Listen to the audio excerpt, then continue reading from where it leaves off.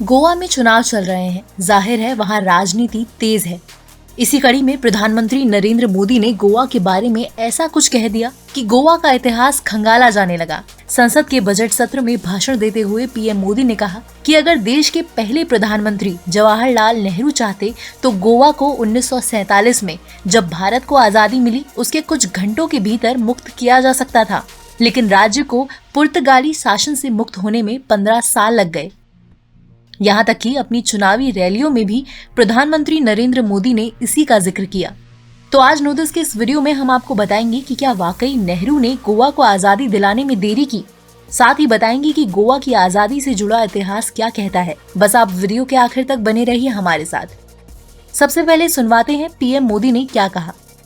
कुछ घंटे में जो काम हो सकता था वो कांग्रेस ने 15 साल तक नहीं किया। गोवा के लोग अपनी मुक्ति के लिए संघर्ष करते रहे, सत्याग्रही गोलियां खाते रहे, अत्याचार सहते रहे, लेकिन कांग्रेस की सरकार ने उनकी मदद नहीं की।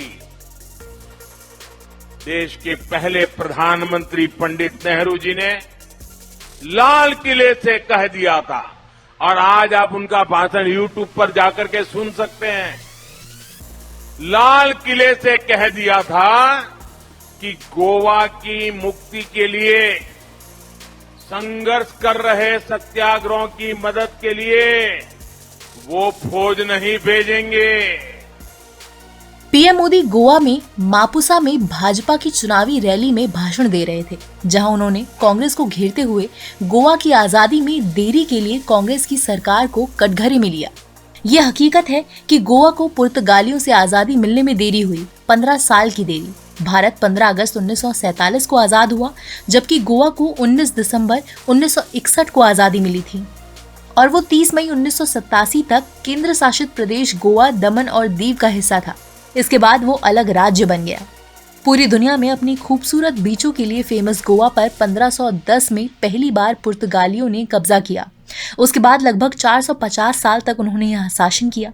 19 दिसंबर 1961 को गोवा पुर्तगालियों से आजाद हुआ था, लेकिन वो इसे इतनी आसानी से छोड़ने को तैयार नहीं थे।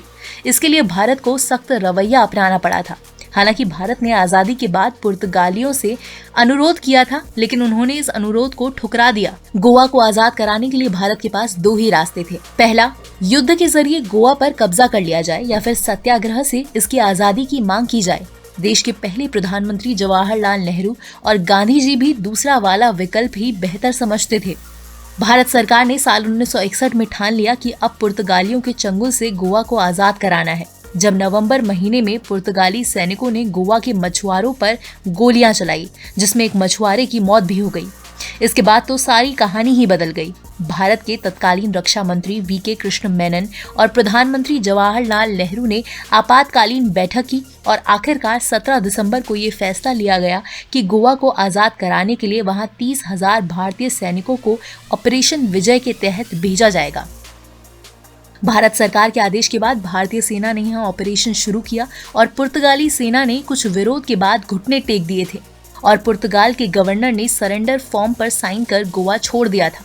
इस तरह गोवा 450 साल बाद पुर्तगालियों से आजाद हो गया और भारत का एक अभिन्न अंग बन गया। माना जाता है कि 16वीं शताब्दी में पुर्तगाली यहाँ खोज के उद्देश्य से आए थे, जिसके बाद उन्होंने गोवा पर कब्जा कर लिया था और फिर कई 100 सालों तक यहाँ राज किया। गोवा को आजादी मिलने में देरी हुई, ये सच है, लेकिन ये भी उतना ही सच है कि नेहरू के प्रयासों की वजह से गोवा 1961 में आजाद हुआ। फिलहाल हमारी इस वीडियो पर आपकी क्या राय है, कमेंट सेक्शन में लिखकर जरूर बताएं। इस वीडियो को लाइक करें, शेयर करें। देश और दुनिया की तमाम मुश्किल खबरों को आसान भाषा में समझने के लिए सब्सक्राइब करें हमारा डिजिटल चैनल नो दिस।